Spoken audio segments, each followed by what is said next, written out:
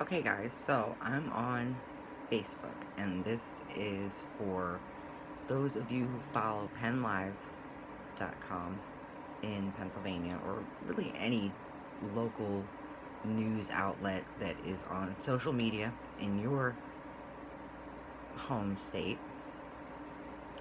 Um, and what I want to show you is not all media outlets are biased, but a lot of them are. And here's an easy way that you can tell. Particularly, if you look at the title of something, a lot of times, you'll see what their opinion is before you even read the article. Um, and the reason I follow Penn Live is because I live in Pennsylvania. So, what I'm going to show you, you go on their Facebook page, and this is something that I recently commented on that has to do with the coronavirus. I don't know if I can say that anymore on YouTube, but I don't know why, so I'm going to say it. If this video gets blocked, I'll just upload it again. That it's killed more than 175,000 Americans, blah, blah, blah. You can read all that for yourself if you want to. But basically what they are saying is that Trump has to prove himself, that the president has to prove himself to the electorate, who largely disapproved of his handling of the pandemic. And he has to prove that he's not to blame and that he deserves another term and that the chaos has been worth it. That cannot be any further from reality. Not even truth, just reality.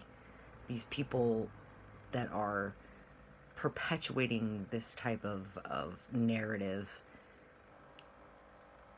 they don't think that people will catch on to that, but guess what? They do, and we have. And I call bullshit on Penn Live all the time because you can see the biased narrative in almost every post that is political in nature. They take every opportunity that they have to bash the president, which that's not why I was following Penn Live to begin with. But I'm glad that I decided to do that because I found a little tidbit that's very, very helpful when you want to determine whether a news outlet on social media is, on the up and up, or whether they may be biased or not if you're not sure. So, when you go to their page, on the sidebar over here, you have the community, you have about, and then you have page transparency. I thought, I'm going to check that out. Transparency is important. I want to see, where these guys are coming from, who works for them, all that good stuff. So, click on see more. There's your summary. Okay. And the organizations that manage this page. Confirmed page owner is Advance Local Media LLC, based in New York, New York. PennLive.com, followed by how many? Let's see, how many followers do they have? Does it say somewhere? I know there's quite a few followers. Yes. 356,165 people follow this page. I'm willing to bet that most, if not all of them, are in Pennsylvania. Some of them are probably trolls from other states and other countries even, which I can get into on another video. But so we have, roughly 356,000 people that follow this page, Penn Live. Now, how many of them do you think have clicked on the page transparency and know that Penn Live is managed by a company in New York? I saw that and I said, oh, well, that explains a lot. So, you can scroll through this and look through all this yourself. People who manage this page, now that's an interesting one. It'll show you on here, where these people are located, but what's even better is up in the top navigation bar, you can click on people who manage this page. 81 people in the United States. I wonder how many of them are in New York and how many are in Pennsylvania. One from Finland. That's interesting. One from the Philippines, also interesting. And there's one who's not available. Very, very interesting. And it says, it's common for a page to be managed by many people from different places. You can check for a mismatch between a page's purpose and the location of the people who manage it. Which is what I just did. United States, 81. And you'll find that none of these are clickable. It's not like they're going to pinpoint anything for you. They're not going to tell you more than what this page allows them to tell you. But this is enough for me. And I hope it's enough for you to realize that the news outlets that you're following on social media are just as crooked as the news that's on television. So if you think you're getting better news online through social media platforms like Facebook, in some instances you may not be correct. Okay? And I mean, that's, it could be a coincidence. I'm not saying, that all the news is coming from some, media source in New York. However, the page is managed in New York, so they're in charge of all of the news that comes from this outlet here, Penn Live. They're in charge of all that news that is posted here. So regardless of what kind of story it is, I'm thinking it has to be approved by the people who are managing the page. Just a thought. Makes sense to me. And so, when you go in and you kind of look around at the pages, and I follow them, so they come up on my feed quite a bit, and I respond a lot. I am a top fan because I respond so much, because it's very important for me to have a voice in Pennsylvania. And a lot of the people that follow this page are in Pennsylvania. So it's really interesting to me to see how many other people think like me in my state. That's important to me because, the country is divided into 50 states and not everybody thinks alike. So it's kind of hard to gauge, especially on social media, who, may support your idea and your way of thinking. And, as human beings, we always tend to gravitate towards people who support our beliefs and our ideas. But my goal online, particularly on social media, is to kind of see where other people are coming from. Why are they on a different wavelength, or how do they think along the lines that they think, and what's going on in their minds. Because what really happens, I think, is, particularly on social media, is some people may be afraid to speak up. They're not I'm gonna cut this whole part out because it sucks. Anyway, so when I'm commenting as a top fan, I try to keep in mind that everybody's got different points of view, and I try really hard not to, belittle anyone. It's really hard sometimes when, you're typing back a reply to somebody. You want to cover everything that they've said about your comment or your post or whatever it may be. And I think a lot of things get lost in translation, especially because not everybody speaks the same way, especially on social media. People may, type things in a different way, and it's not clearly understood sometimes. So, and that's something that I've been learning, and it's a long road.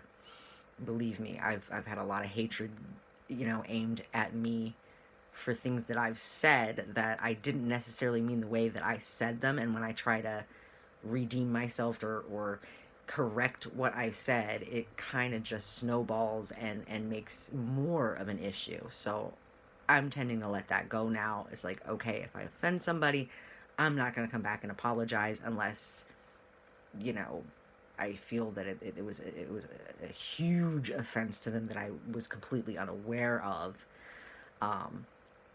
But, I consider myself a good, kind person, and I'm not here to offend anyone. Okay, although I've been offended by many people, not offended, but I guess I would have to say belittled or bashed or hated on for my point of view.